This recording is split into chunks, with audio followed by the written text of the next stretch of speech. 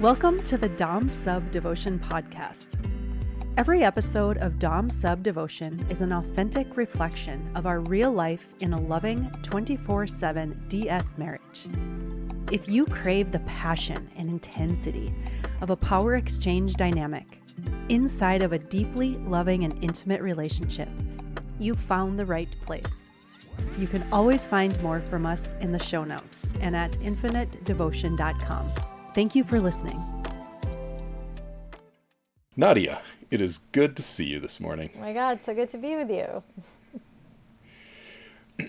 You know, we've gone through a lot of changes, Dawn and I have, in how we're approaching this podcast and this business, and you are the first person that I've ever interviewed on this podcast. Oh, I did not know that.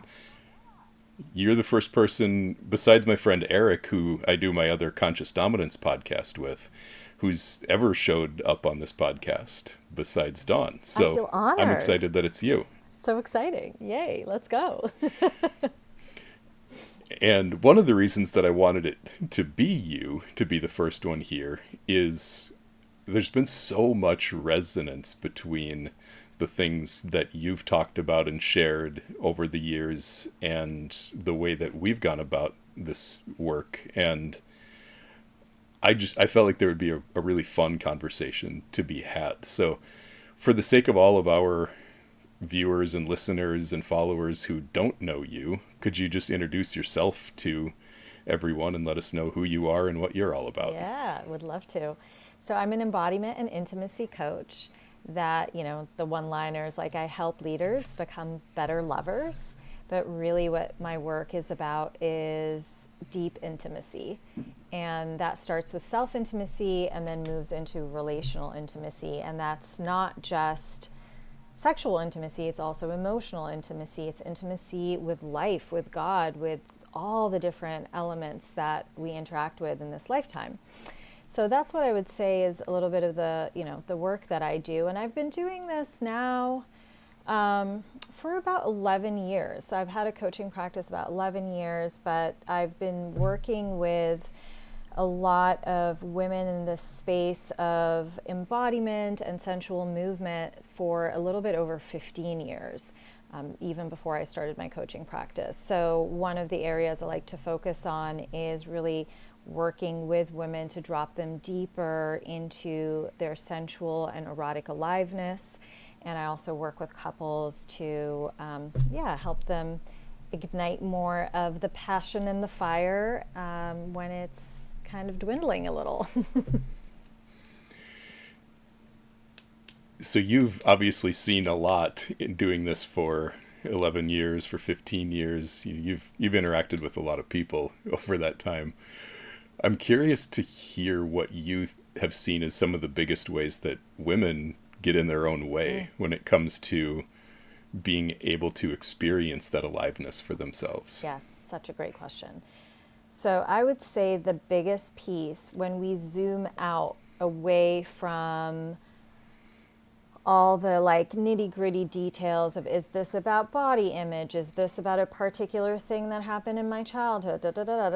If we zoom out, the number one thing that I see is that women are often having an experience of themselves from the outside in. And this is a protection mechanism, right? Where there's a lot of, we grew up learning, we all have slightly different circumstances, but generally women in society, we are taught to kind of manage our bodies as projects. We're taught that we need to look a certain way to have value and worth. We're taught that, there's a certain model of beauty and we need to follow that standard. And so all of these different pieces, along with a whole bunch more, right, create this, very early on, it creates this experience where a woman ejects out of her internal experience and actually pays attention to how does the world around me perceive me in order for me to feel safe. And I think on some level that's every protection mechanism we have is beautiful and important when we have agency over it, when we can decide, oh, this is a moment where this makes sense, but not when it starts to own us. And so I think this is what happens often is there's this autopilot where women are not aware, oh, wait a second, even, when I'm having sex or I'm walking into a room or I'm presenting in front of a group, I'm not feeling my own sensations as much as I am ejecting out to seeing myself from the outside in and then adjusting accordingly into what feels like a performance or something that's just inauthentic. And what that does is it strips us away from the purest, most essential birthright we have, which is to be in our erotic aliveness, to feel ourselves from the inside out. And that's really, really a huge block. And so I love helping women come back from this place of the perspective outside in into just being inside and projecting their essence and their unique energy out into the world instead. And honestly, everyone feels better. Everyone wins. Yeah, and at the same time, I've watched Dawn in this, and I've watched a lot of the women that I've worked with too in this same challenge, because it's tough to come out of those protective mechanisms because they're there for a really damn good reason, right? We build our walls to keep ourselves safe. And so, I love the way of looking at this, that we can't be responsible beyond the depth of our awareness. Mm-hmm. So until we're aware of these things, we can't even choose differently. Yeah. But then becoming aware of them is the most painful thing sometimes, isn't it? Yeah, because you're like, oh my God, this whole time, on some level, my life has been a performance. I've been trying to please or be a certain way in order to receive a certain amount of acceptance or love. And I think what happens is people realize it's time to change when that suffering, right, starts to outweigh the benefits of the protection mechanism, and they go, oh, wait a second.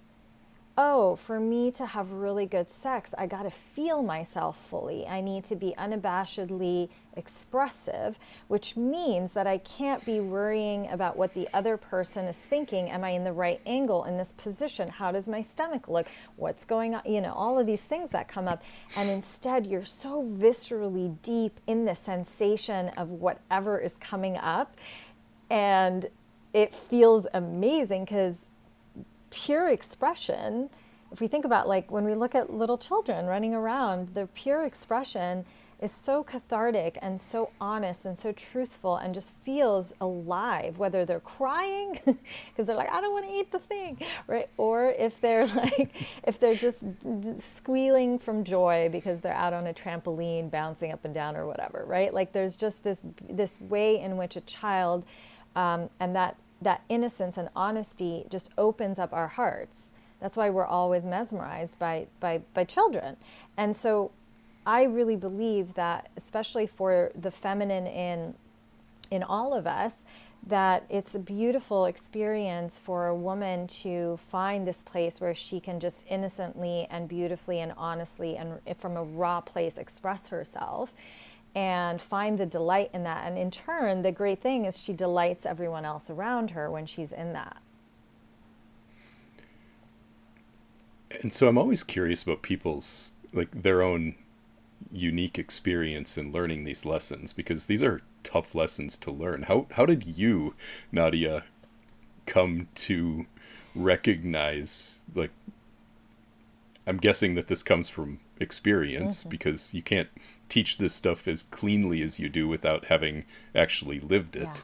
So how did you learn? What was the moment or the thing for you that showed you that you were living your life as a performance? Yeah. Such a great question as well. I think that for me over the years, as I was growing up, and I can go through a timeline of different key milestones that happened from my childhood all the way through my late 20s until about my Saturn return, about 29, where in different ways, life around me asked me to shut down my body to get me more numb and to essentially do the thing where I'm tracking everyone around me in order to succeed or, get somewhere, do something, please someone.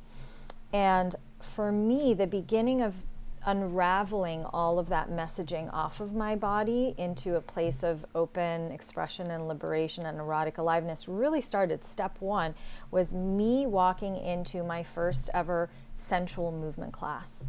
That was the moment for me, because I was in Los Angeles. I was a film producer. I had a very kind of, typically masculine job where I had to manage everything, to-do list, projects, the whole thing. And then I walk into this room and we're doing this very intuitive, non-linear movement where we're being asked to feel and scan our sensations.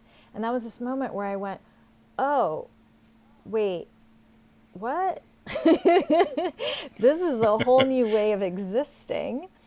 That felt to me very different than something like a seated meditation that's often prescribed to people as a way to come into more presence. I felt this was a very feminine way of coming into presence and connection, where there's still movement, there's fluidity, but you're connecting to all of your different senses. But there was this peace and deep connection that I felt that had me go, oh, there's a whole nother existence that I'm just tasting now. And that was kind of the beginning of the end, or the beginning of the beginning, depending on how you want to see it. So, yeah. And those moments have a way of then putting the rest of life into contrast, don't they? Oh, yeah. Within, I think, a couple of years after that, it started off just like as a hobby, right? I was still a film producer, but I was just dancing on the weekends for fun. And I would say probably within, maybe it was like 3 years, I did teacher training for that kind of sensual movement and was like, oh, I'm just going to do this for fun on the side. And before I knew it, I quit film completely and started moving into coaching and started to bring in that training into my coaching as well. So how have you then managed to, and I ask this question because I end up working with and coaching a lot of female coaches. Yeah. And I know a lot of them look to us for advice, and I would love to hear your kind of speaking to them. How do you manage then to be in a position of running a business and doing coaching work now, while also doing it from a place of an expression of yourself rather than a performance, being in a feminine expression versus reverting back to that getting shit done kind of like you, yeah. the way you laid it. I'm probably going to use that as just a great example of what like a woman in a masculine expression is, kind of like she's just Totally. got it all together. How do you manage to stay in the energetic imprint that you want to be in while you are running a business and teaching? Well, I would say the energetic imprint I want to be in is actually one of wholeness. So I tussled back and forth with this, where I was like, okay, in the more like romantic sphere, the sexual, intimate sphere, I like to be like 150% in my feminine. And there's definitely places where I use a lot of my feminine superpowers in actual coaching, when I'm intuiting or seeing something for my client. I use it when I'm cueing sensual movement, when I'm teaching a group of women. However, I also do still use a lot of structure, and you have a 1 hour coaching session, you want to stay on time, like you're still having to, you have to pay attention to structure and time. If there is a launch that I set for myself, there's a certain date a program is starting, you still kind of have to hold that. And so for me, it's less about trying to run my business purely in flow, though a lot of people do that. And by the way, sometimes that's men. Like that's not, there's a lot of men that I know who also do it that way. So for me, it just felt like my unique and comfortable ratio or formula is really being in this wholeness. The key is to continuously check myself, because I can have a tendency, and I think we just live in a world where it's easy to default a little bit more into hyper doing. And so the dynamic masculine in particular is one that I think all of society is kind of, Western society is excessively in. We've overworked that muscle and we all get to dial it back a little bit. But something like a static masculine, more of like the holding, the being, the presence, the consciousness, like that rooted oak tree energy, that's one that I continue to need to, like, I can work on. I still can amp up the dial there a little bit. There's times where it's important for this part of me to come online, one, to hold space for other people and their process, but also for my own inner child, because of course, as we all know, when you run a business, shit gets kicked up and your own crap comes up. And so I also have to hold myself in that. So it's kind of like, it's a little bit of a hopscotch, like, situation where you're like, I'm here, but how am I doing this in a way that feels right for me? And I think that's going to be an ongoing inquiry, honestly, probably till my last breath, of exactly what is that right combo. So we'll see. But yeah, I don't know if that answers your question. Yeah, and I ask it partially because we've experienced so much lately with Dawn having these really big realizations around her own, like, I'm going to say, ability to show up in that masculine role, not because she's not capable, not that kind of ability, but more of the ability to do it without losing herself. And for her, she realized the whole thing of trying to do it was just a lie. Like, she was just lying to herself in trying to convince herself that she could without losing something. And that really was felt in her experience, and starting to connect to, like, what is she feeling like, not only in herself, but also to me, after she was putting herself out in those ways. And, for her, and I would wonder for you too, is there like a self-care kind of thing that's required to help bring yourself back, or some kind of a routine or a ritual or something that you have to, like, reconnect yourself when you do, maybe, I think you said, over-index a little bit towards that structured side? Yeah, I mean, my preferred method, if I have a partner, which I do at the time, I do now, is like, I would ask that they hold me in some kind of containment, meaning just it could be as simple as like a really tight embrace. So I like just kind of leaning back and having him hold me this way at the end of a work day if I'm like, or it could be a little bit more in the bondage realm, where so my partner practices just a little bit of shibari. So sometimes he'll just be like, all right, I'm just going to tie you up a little and just relax and put on some music. So that's my preferred method, because that's the lazy method. I get to just be taken care of. The more active method, if I'm alone, is that I take myself to some kind of non-linear movement. That to me works better than anything else. I mean, of course, sometimes taking a bath or taking a nap or taking a walk in nature works well. But for me personally, I just find that if I'm going to an ecstatic dance or a 5 rhythms or my own sensual movement and pole dancing practice, I just find I get to be held by a teacher, by someone else. So I still get to drop into both my static and dynamic feminine. So that of receptivity, and then also that of expression. And when I do that, it's like a reboot to my system. I just get cleaned out and get to start again, and I feel really fresh. But yeah, I mean, sometimes a bath does that too. But I just find there's something about moving the energy for me that's really important, and doing it in a way that's usually very like heart-based and sensual. But sometimes also just like jumping up and down and getting really mad works too. It just kind of depends on the day I've had. Yeah. Well, it's an expression of whatever energy is in you, right? Especially if you've received a lot of emotional energy. And the way I teach polarity, for a woman in her feminine, she's in the expression. To be in her feminine, she's in the expression of her heart. Yeah. Like, her heart energy is moving out from her. So if you've had energy moving into you, you're going to need to somehow move that out. And remember Dawn, I started chuckling when you were talking because it reminded me of a meme that Dawn sent me that said, sometimes I just need one of three things: food, attention, or a good pounding. Yeah, totally. Exactly. Yeah, 100%.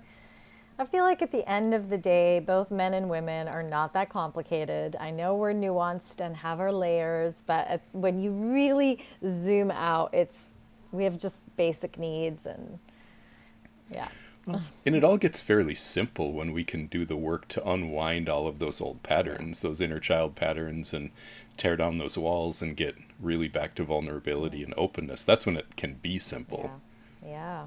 It really can be a very simple way to live in these relationships if you can get out of your own way, which is, I think, the never-ending challenge, is being willing to see where we're in our own way, and then being willing to step out of it. Yeah.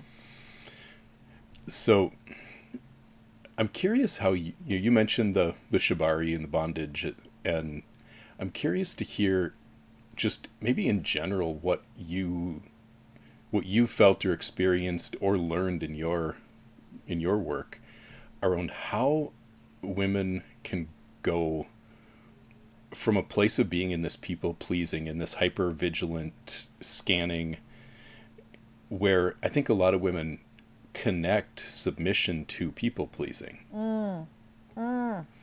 Like doing what is expected of them, which is hypervigilance, which is self-abandonment. So how do you see that for a woman who maybe knows she needs to get out of those patterns, but also very much wants to be in a place where she is in submission? Like, how do you disentangle that stuff? Well, let's start theoretical. Submission is just pure freedom. I mean, at least that's how it feels in my body. I guess I can't speak for everyone, but my understanding from most women who enjoy submission is it's just pure freedom. And people pleasing is shackles, it's prison, it's the opposite of freedom, because you are still you're pretzeling yourself into some kind of position that is right for the other person. In this situation, you are completely free of all of that. And if you think about something, let's use shibari as an example. When a body is tied up and perhaps hanging upside down, or even if it's not hanging upside down, it's like there's flesh that comes out, like no one, I mean, I think it looks like the most beautiful, artistic, gorgeous thing in the world. Since I was pretty young, I don't know how young I was the first time I saw shibari, but I remember being like, wow, this is such beautiful art. But to someone who's very focused on the body needs to look a certain way, if they're the rope digging into your skin, the belly kind of just folding over, all the love handles coming out, right? From the outside, someone who's hyper aware of that is actually not going to be able to submit or surrender at all. And of course, it's not going to feel like freedom. It's all in the mind. But from a sensation level, when you actually drop into, I have nowhere to go and nothing I can do here, it's like, the mindlessness that comes with that. So in one case, someone is still all through, sitting there and going back and forth with mind chatter. In the other one, it's blank. There is nothing going on because you are so in that sensation. Now, how do we get to that point? You're asking, how do you move a woman from one gear shift to the other, essentially? It really starts off with embodiment, because when you, on a solo level, do these embodiment practices where you get to, again, take the lens from the outside and bring it in, and you start to learn to just be with sensation. One thing I always say is sensation has no story. When you're fully in sensation, you cannot have a thought, you cannot have a story, you cannot have a limiting belief. You are purely in sensation. This feels hot, this feels cold. This smell is nice, this smell is interesting, right? Like that's it, on a very basic level. That's sensation has no story. So when you start to train yourself to be in sensation, which is the sensual body, right? That's literally what we're like on a semantic level. When we talk about sensuality, we're talking about of the senses.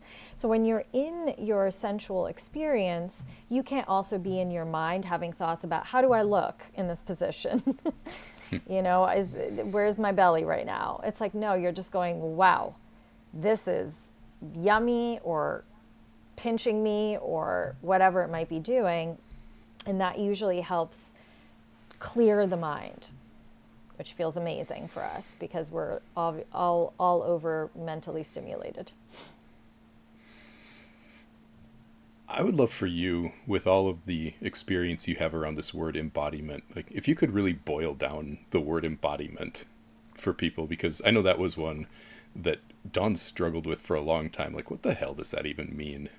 So what the hell does that even mean? I think it's just... Let's go all the way back to basics. Let's go back to basics. It means walking through the world in your body. It's just being inside, not outside, right? And so when we are so in the mental realm, we often are ejecting out of the sensation and the presence and the full being of our existence into either when you're mentally when you're just churning, you're either in the past or you're in the future. It's really hard to be mentally present. Really, presence is about, to a certain extent, shutting down the mental space.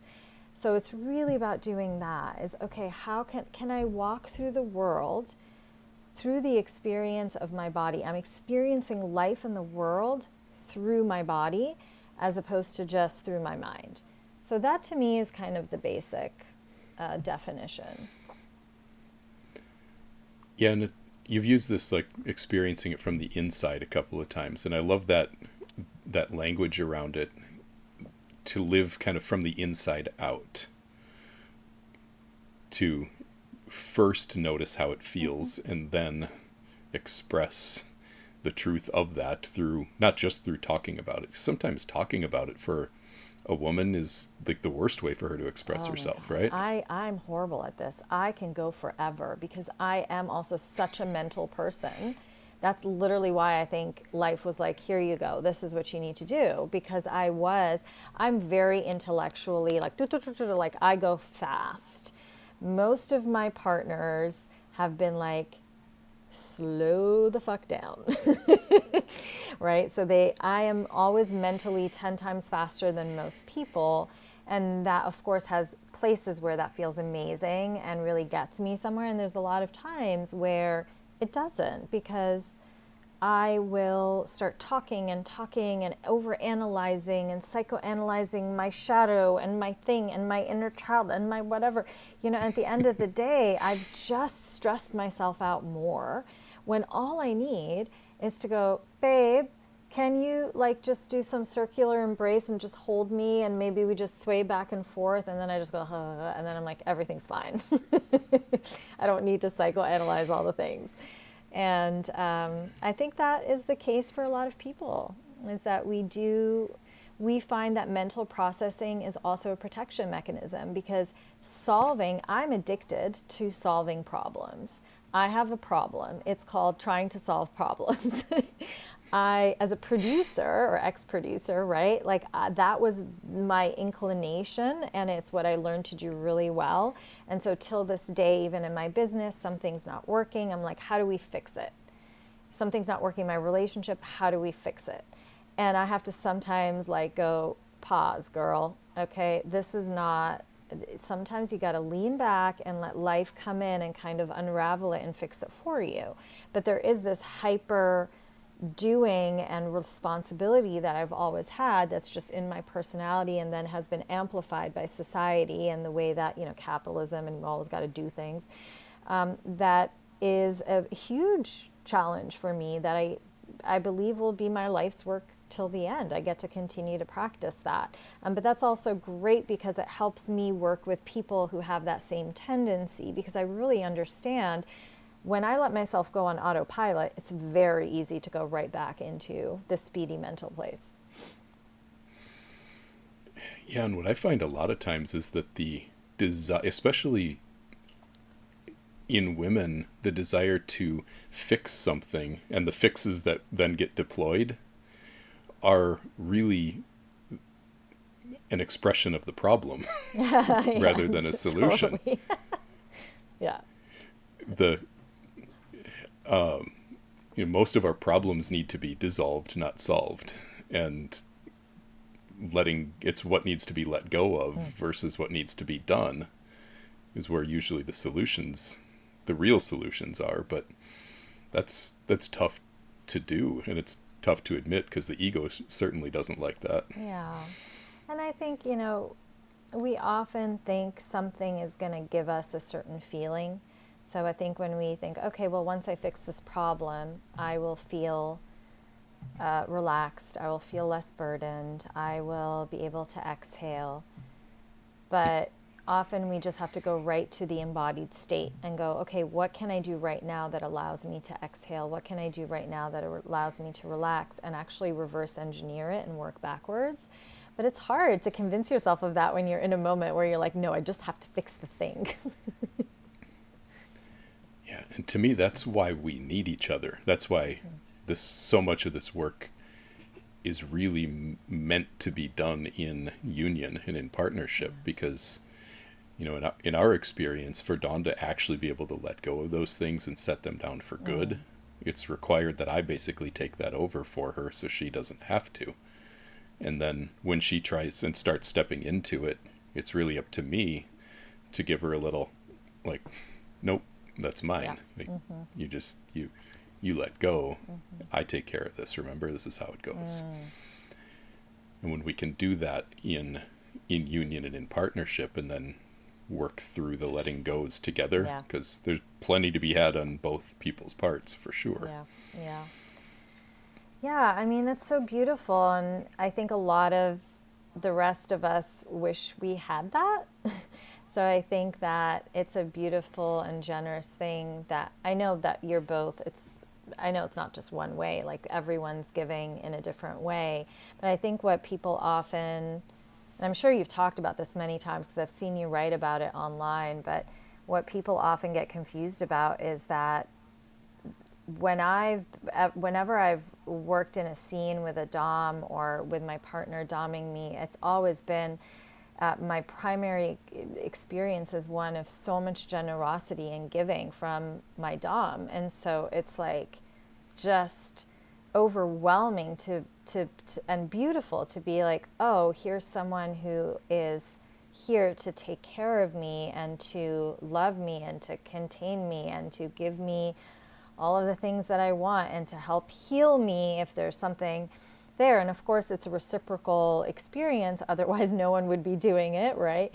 But I think a lot of people get that confused, where there's this assumption that, going back to your question about the submission and surrender, where it's like, oh, I'm giving something to the other person. Somehow the submissive is giving something to the dom or to the world by submitting. And it's like, no, you are giving something to yourself, and this person is giving you something. It's this combination. And when we realize that, that's when liberation really opens up as a possibility, because you're like, oh, well, this is way better. Yeah. Whether it's feminine or submissive, and a lot of times I use those phrases interchangeably, like, you're built to receive first and to give back out of what you've received. And I've found this time and time again, especially when people maybe have some excitement around the scene side and the kink side of dominance and submission, but then they want more of that energy in other parts of their life. And as soon as they try to pull it outside of the bedroom, wow, does that challenge like every pattern. Especially for women, a really big one is the worthiness of receiving first. Like that, not having to do anything to earn what you are being given by a man who very much wants to give it to you, challenges so much.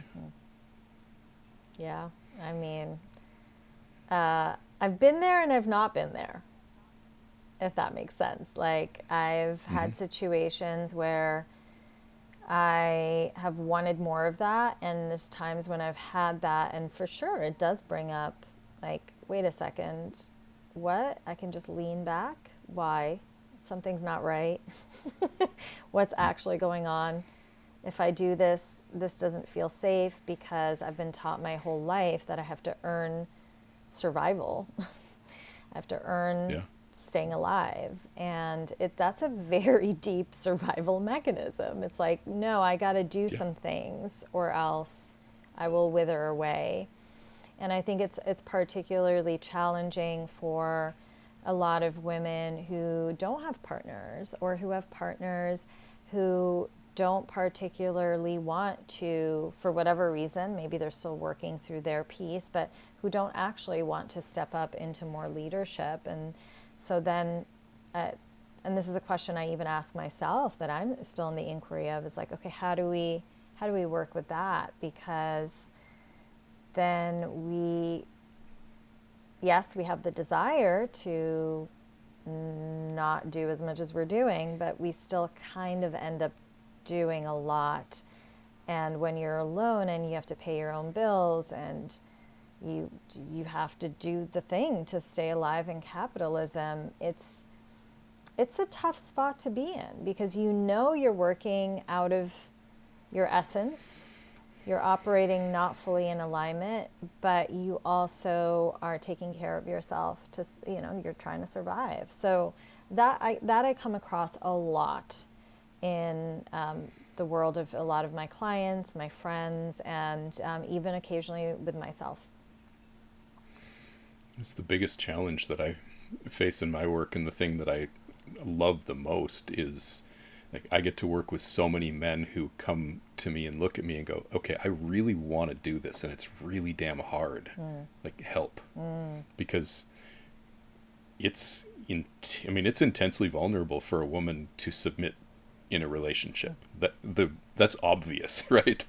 Like, Dawn just started crying on my shoulder this morning because she had this realization that she felt like she was a burden to me when she wasn't contributing. And I'm like, baby, no, you're everything to me when you are just being you, and you're sharing all of that energy and aliveness with me. Like, that's everything to me. Like, I don't need you to trade your time for money. I need you to be you. But letting go of that, like, self-preservation almost. Like, it's pretty obvious why it's vulnerable for a woman in submission, but it's not quite as obvious why it's vulnerable for a man to be in the dominant role. Because wow, does it take a lot to hold a woman who is letting go of all of those patterns. Oh yeah.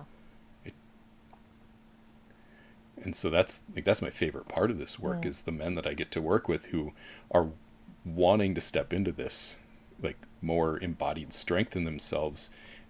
And, like, one of the biggest challenges is I want to and I can't because I'm afraid of upsetting her. Oh, if they only knew that this is totally what she wants. I know. Well, and that's the real mindfuck, I think, for a lot of guys, is even if they know that's exactly what she wants, they still can't do it. Just like a lot of women know that they want to let go and they still can't do it. Oh yeah, that's a big one. Even for me, I still get that a lot. And it's, yeah, gosh, there was like something that came up while you were talking, and then I feel like I lost it again. But I think oh yeah, I remember. So there was this time where I was forced. I'm not going to say forced, because I'm not forced to do anything. I'm a sovereign adult. But I was at like a conscious kink retreat, and when we do exercises, we're told to do both doming and subbing. And I was like, oh God. And of course I was I was paired with like a really tall guy, like twice my size, really buff, and I had to do some kind of rope work around him, so I couldn't even reach that high.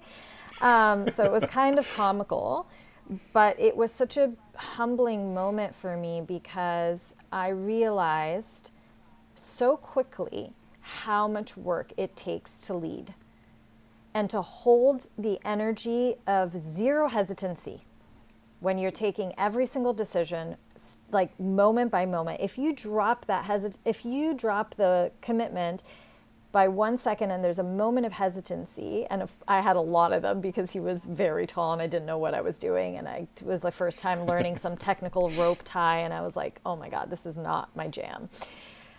But it was such an important lesson because I think that a lot of women also, we can, and myself included, sometimes forget how hard that work is and go into a little bit of an entitled place of like, you're not leading me well and you're not doing this and blah, blah, blah, blah, blah. And all it took was one silly little exercise on a retreat. And I was like, oh, I bow down to like, even, because I'm a very energetically attuned human, which it can be a curse as well as a blessing. And the curse is that I am so aware of every single moment when someone drops their consciousness, and I'm like, whoa, yo. And so when I was on the other end and I was watching how many times I was dropping the true holding of the energetic field, I was like, oh shit, this is really hard. Like my expectations are impossible. And so I feel like I've had a few moments like that I hope all women get a chance to understand that we really need to be able to just give more grace around how hard it is for our men to, whether they're leading around, hey, where should we go for dinner, or whether it's doming you in a scene. It's hard. Yeah. And then there's also the paradox again of having that compassion, that grace for your man when he's trying to lead, but then also not contorting yourself, or as you said before, pretzeling yourself or shutting down your expression. Because when I hear you say that you are so energetically attuned to the dropping of consciousness, I hear that as a feature. That's an absolutely necessary thing for a man who wants to live in a dominant frame, is to have you feeling when he drops it, because that's how he can see it. Otherwise, like when I go unconscious to the fact that I go unconscious, the only way sometimes that I can see that is when I see Dawn like getting stirred up. This happened to us the other day where she was getting all stirred up, and I'm like, oh wow, I've been really kind of flighty with the way that I've been laying out what's going on today and not very committal to plans. And yeah, I was not being very conscious, firm, solid, or clear, and she was feeling it. She was all stirred up because of it. And we need that as men, for you to challenge our unconsciousness. So I see that as a feature, Nadia. And yeah, I know that men don't, I say this to men all the time, we don't want you to call us out when we go with the flow mode, but we need it. Yeah. Even though we don't want it. Yeah, and it's the way that it's also how do you give feedback is a huge piece, right? So this is what I teach women a lot as well, is there's a way to give feedback that is really honest and primal. So it's like when you don't know what to do, the best thing you can do, I'm really surprised that several of my partners have given me this feedback where they're like, we love when if we're in the middle of having sex or whatever and you're not into something, you're just like, I'll just make a sound of I'm no. And, yeah. And when it's great, I make a very pleasing sound. So it's just giving direction without there being a story to it of, oh, you always do this thing, or, there's some kind of context that you give that then creates shame or blame So when you're just sticking to very honest, I'm opening or I'm closing, that usually doesn't, from what I hear from the men, is that doesn't usually, and obviously you're a man so you can speak to this, but it doesn't usually close you. It actually just gets you, you're like, oh yeah, okay, here's where I go, here's where I don't go. This is working, this is not working. It's when we start to give feedback that has story interlaced in it or history interlaced in it that will often just shut your partner down. And then understandably so, right? Because you're kind of being not nice. Well, and I think this is where our triggers actually are our biggest benefactors. They're the most helpful things when, like, if you were to or kind of pull back from something or shut something down, and a guy notices himself in that, like, oh, she always does this, or, collapsing into one of his own patterns, well, she's just giving you feedback. It's just information. So, we both do this, and men will do this a lot, make it about themselves. Like, it's not, she's not enjoying it, it's that I'm doing bad, or she doesn't, whatever. So it makes it about me instead of just listening to her. And I think it is the biggest thing that we can do for our partners, is to listen to each other, and not make it about ourselves. Yeah. But it's hard. It is really hard. And we all have the too much and not enough wound on some level, but I do find, I don't know how you feel about this, but I do find the more I'm paying attention to it, that for men it's more I'm not enough, I'm not good enough, and for women it's I'm too much. So there's this, at least when it comes to physical intimacy, that there's often, because it's often the woman and the, it's the feminine that's expressing and really over and out, like, everyone's expressing, but the woman's really like, whoa, she's essentially taking the man's power or lack of power, depending on what's happening, and reflecting it back through her body. And so that expression is big. And I find all my women clients come to me and they're like, I'm scared about what's going to come out of me and if it will be acceptable. And I'm like, oh my God, this is going to be the best thing ever. Like, yes, cry, yell, throw things, whatever needs to happen, go for it. And so it's always this feeling of, is it going to be too much if I actually open up the valve? Because everyone's kind of clenched. They're like, oh, I can't. I'm like, I'm not orgasming. It's like, well, you're not orgasming because you're clenching, because you're scared about what's going to happen when life force plays your body. And when you can come to a place of full acceptance of what life force is going to do, when you're like, it's like the weather. I don't know what's going to happen, but whatever happens, it'll be fine, right? So it's this big expression in the woman. And usually with the men, there's this, when we go into collapse or closure, for the men, it's usually a lot more, I've heard, is a lot more about, oh, I'm not doing it right, I'm not man enough, am I the right man for her, am I doing it right, all these kind of versions of I'm not good enough. So I don't know if you agree with that or not. I'm kind of still playing with this idea, but it feels like if we hit on those two wounds as a woman and a man together, it can instantly just shut down everything. Yeah, that's really at the basis of a lot of this work. You go really deep, it comes back to that thing. And frankly, when I work with a couple where they're in this, like, he feels like he's not enough for her and she thinks she's too much for him, the reality is that neither of those things are real. You just are what you are. And the sexual anatomy kind of shows this, that guess what, guys, you are never going to be able to fill a hole that never closes. She's always going to want more. And the better that a man gets, the stronger he gets, the more dominant and embodied he gets, the more she's going to want of you. And you will never be able to give her everything she wants of you. That's a good thing, to be wanted that much. And it goes the same in the other direction, because the more erotic and alive that a woman gets, like, the more a man is going to want and crave and desire her, and he's never going to get enough of her. But if it feels like if they're in that too much, then she's not giving himself to her. And if he thinks he's not enough, then he's not giving himself to her. And they're like holding on or clenching, like you said, to their own fear. And they aren't opening up to allow energy to move between them. Yeah. Yep.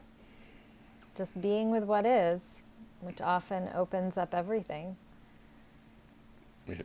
It completely does. What do you think women need more of from their men? I mean, you work with a lot of women. What do you think women are really craving more of from their men? I mean, this is going to be I feel so cliche saying this, but it just keeps coming up. It's leadership and dominance. And also within that, encapsulated in that is often like more of like a killer energy in sex. Like a lot more of like that just primal, like I can snap your neck, but I won't because I love you. But like I could. Like that, women really crave a little bit more of the darker erotic energy in men. And I think now just with where we are historically, we're going through a generation of men that a lot of them were raised either with feminist principles or with feminist moms, where there was, which, feminism is great. I'm not like anti-feminism, but I think that what the negative side of it is that it really instilled these values or this misunderstanding in men that, oh, you're supposed to be like a nicer, more connected in your heart kind of a guy, but it was really misinterpreted because it's like we all want attuned men who are in their hearts, of course, but it's like, well, but we want you to channel that through your cock, like duh. And so I think those are the pieces, but the killer energy is kind of like a subcategory, and I think that when we feel dominance and leadership, it's such foreplay. It helps us with everything because we start to relax in different moments throughout the day, and we get to go, okay, here's a confident man who doesn't always know what he's doing, because none of us know what the fuck we're doing. We're just like humans trying to figure it out, but who's going to go, all right, I got us, let's go this way. Even if it's wrong, it's that same feeling that I had when I was trying to dom, where I realized it didn't matter if I got the rope tie right. The key was, did I have the energy of I'm confident and I'm doing it and I'm holding you, instead of me questioning myself and going, did I do that right? The moment I went, did I? Oh, already dropped him. Right? And so it's like, that's what I'm hearing the women really want. And yeah, I'm not really sure what's going on, but it's been it feels like an interesting time for a lot of men, and I have a lot of compassion because there was so many mixed messages that were received by the men, and yeah, it's kind of, they're trying to figure it out. Well, and I think it's tough for men in that to, especially when you haven't had experiences of it or maybe had it modeled to you anywhere. How can you be dominant? How can you have that killer energy? How can you have that warrior energy and to the way that you come to your woman, and also do it without getting cold? How do you do it and be warm? How can you be still kind and that strong and that solid? How can you still be loving? Because it seems like a binary almost of either I'm being harsh, cold, and a dick to bring that primal, like, killer energy, or I'm being soft, weak, gentle, and like expressive, emotionally expressive. Those feel like the only two options. Yeah. And learning how to integrate them is really where this comes into full fruition. The image that always comes to mind for me when I'm having this conversation is when we think back to, the village model. And if you were imagining in a village, you put all the women and the elderly and the children in the inside of the circle, and then you put the men around the circle. If those men went into like warrior protector energy, and got out a lot of the violent tendency, the ability to be a killer, and they projected it inward, that feels unsafe. If all they do is turn around and then really become the protectors of the village, and so now their backs are to the center of the circle, instead they're using their killer energy to protect, it's a whole different experience that everyone inside the circle has. They're going to feel truly protected. And so I think when this binary can easily be dissolved, when a man just thinks about, I have an innate ability to, this is something in my physiology where I can access this archetype. The question is, how am I using this energy? Am I using it to protect my woman and my village and my family, or am I using it to hurt them? Yeah, and then the challenge becomes then when you turn around and face her, and you come, like you face towards that circle and you come to her, how do you hold on to that strength while not projecting it at her, but letting her feel that you have it? Like loving her without letting it go. Because I think guys can go to the martial arts gym and like roll around on the mat and kick some ass, but then if they come home and they're like, give me a hug because I'm sad, she's not going to feel any of that strength coming back into the relationship. So like being the protector, yes, but also then like still having some of that edge to, like, it's one of the hardest things, Nadia, for guys to do, to just tell their woman, sit down, just to tell her what to do. Yeah.